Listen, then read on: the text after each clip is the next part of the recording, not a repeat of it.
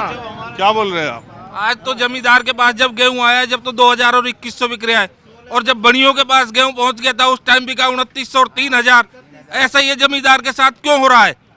अब भी तो गेहूं 2900 और 3000 बिकना चाहिए जब जमींदार के पास गेहूं हुआ है तो। हाँ, तो वही तो मैं कह रहा, जब पिछली बार सरसों का तेल दाम बढ़ा दिया तो फिर बाद में कुछ किसानों के सरसों को 8000 मिले। अब पिछली जब किसानों का गेहूं खरीद लिया और जब गेहूं की पैदावार आनी थी, इससे 2-2.5 महीने तक गेहूं 2500, 2800, 2700 पे बिक रहा था, अब 3000 का। और जब किसानों का गेहूं पैदा होकर के अब घर आने का टाइम आ रहा है तो उसका रेट फिर 1800, 1900, 2000, 1940 रुपए या 2000 के आसपास ही MSP है।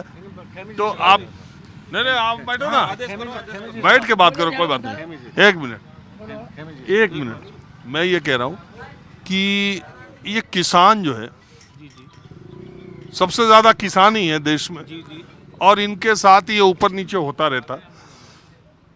आपको लगता है कि देश की कोई भी सरकार हो, कोई भी पार्टी हो, जब चुनाव आता है तभी इन्हें किसान याद आते हैं, उसके बाद ये भूल जाते हैं? 5 साल फिर इनको कोई नहीं किसान को फिर उस टाइम जब चुनाव आता है, जब तो गांव-गांव में घूम लेते हैं, और चुनाव खत्म होने के बाद में किसान को कोई पूछताछ नहीं, कुछ नहीं है।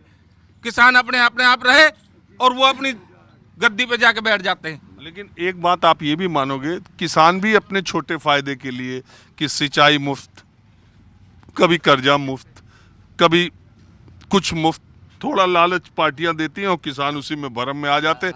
देखो किसानों का कर्जा माफी का बात कही, किसी किसान का 8 रुपया माफ हुआ, किसी का 12 रुपया, किसी का 24 रुपया, किसी का 2400। तो किसान का कर्जा माफ हुआ है तो आज तक साहब हमारा तो कोई कर्जा माफ किसी ने किया ही नहीं।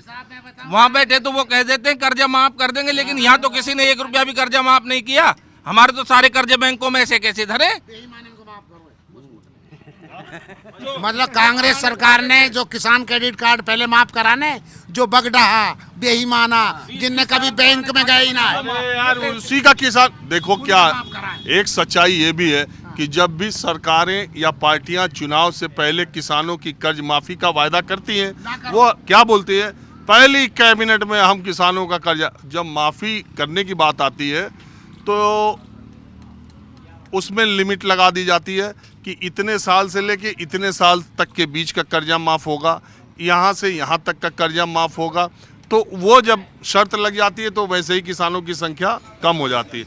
दूसरी बात, अक्सर से जो डिफॉल्टर लोग हैं वो ही कर्जा माफी का फायदा उठा पाते हैं। जो लगातार पैसे जमा कर रहे हैं उनको कर्जा माफी का कोई फायदा नहीं होता। एक बार कांग्रेस सरकार में इसी तरह की एक योजना आई थी, तब YSR रेड्डी आंध्र प्रदेश के मुख्यमंत्री थे, तो उन्होंने इस तरह का सिस्टम किया था कि अगर जो लोग सही तरीके से पैसा जमा कर रहे हैं उनका भी कर्जा माफ हो जाए। वो उनकी योजना बहुत लोकप्रिय होती। तो इसी में एक मजाकिया किस्सा भी आपको सुना देता हूँ। एक बार एक कंपनी में हम लोग काम कर रहे थे, बहुत साल पहले की बात है। तो कुछ ऐसा हुआ कि कंपनी ने बहुत अच्छा प्रदर्शन किया, तो एक पार्टी हुई। उस पार्टी में उस कंपनी के मालिक ने खुश होकर के कहा कि सबको एक सैलरी इस दिवाली के मौके पर बोनस मिलेगा। जब पार्टी खत्म हो गई, सब लोग अपने घर चले गए और खूब खुश हो गए कि हमको 1 महीने का वेतन मिलेगा।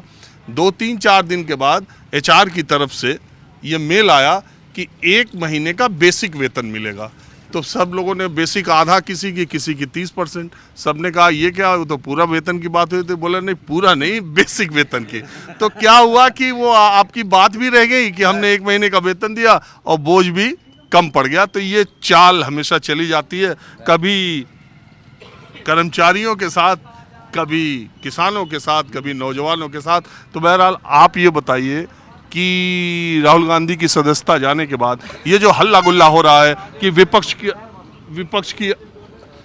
की आवाज़ दबाई जा रही है, विपक्ष का जेलों में ठूसा जा रहा है, ये तानाशाही रवैया है। दूसरी तरफ से कहा जा रहा है कि नहीं, ये भ्रष्टाचारियों के खिलाफ लड़ाई है। आप क्या मानते हैं, देश में क्या माहौल बनाने की? तो वो सारी चीजें बता देंगे। हम तो इतने समझदार नहीं है खैर, लेकिन उधर पूछो, आपको सारी चीजें बता देंगे। वो बहुत बड़े बैठे हैं। नहीं, हमने देखो, वो तो ठीक है, मैं समझ गया कि ये मुखिया आदमी है, लेकिन सवाल ये है कि मैं बिल्कुल आम लोगों से बात, आपकी नज़र में 2024 का जो चुनाव है या राजस्थान का यहाँ चुनाव है, इसके बारे में क्या सोचते हैं? राजस्थान में तो जहाँ तक सरकार अब के बीजेपी की ही बनेगी, क्योंकि ये तो उतरते चढ़ते उतार रहते हैं। पिछली बार कांग्रेस थी, अब की बार बीजेपी बनेगी, ये तो क्लियर है ही 5-5 साल के लिए। इसमें तो कोई वो नहीं है। अरे कहीं लिखा है क्या वो उसमें कानून में? कानून में तो कहीं भी नहीं लिखा, लेकिन हम वोट देने वाले हैं, हम जो वोट देने वाले वो कह रहे हैं हम तो आप एक बार इधर एक बार उधर। हाँ, ऐसा भी हो जाता है। 2024 में जब दिल्ली का चुनाव हो, अब दिल्ली के चुनाव के बारे का हमको पता नहीं सब।